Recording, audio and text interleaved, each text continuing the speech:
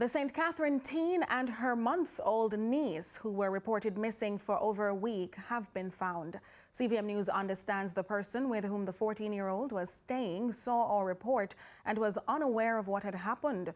Contact was made to a family member and the police were alerted, and both children picked up from a location in the parish. The minor has been reunited with her parents. However, the young girl is undergoing evaluation at a facility. Both mothers have expressed relief that their loved ones are safe and have committed to support their younger relative. With the general election drawing near, the spotlight is on voter participation.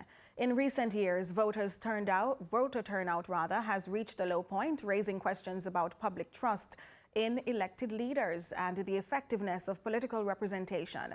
So what's been driving this disconnect? Carla Ramdeen has more in this report. No vote, no vote. Vote not help no one. Why you say that?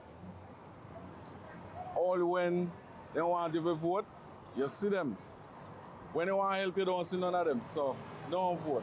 In the last general election, only 37.8% of eligible voters casted their ballots. Research fellow Salisis at the University of the West Indies, Mona, Dr. Stephen Johnson, explains that this is problematic as it indicates that the minority is making decisions for the majority. But based on a recent study that we have done here at Salisis, what we find is that the older voters are more inclined to vote.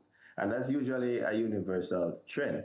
But nonetheless, it doesn't necessarily mean that you cannot try to engage, like, for example, Gen Z or millennials or Gen X. But what you find is that voter turnout among this cohort is exceptionally low. Dr. Johnson says part of the issue is linked to political distrust. He explains that some politicians fail to keep their promises, adding it is the duty of citizens to be aware of government procurement processes. Some of it is driven by ignorance because government procurement process, it takes a very long time.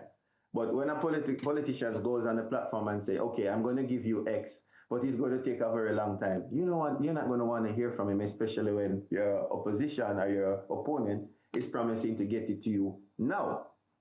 So again, this is the source of the distrust. We took to the streets to gauge voting intent among the electorate in Halfway Tree St. Andrew. I'm going to vote for the People National Party.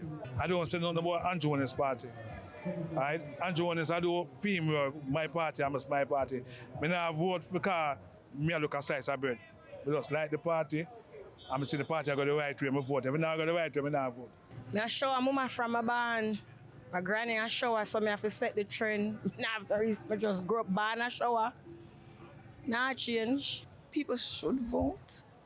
However, I am just not sure what I'm voting for right now.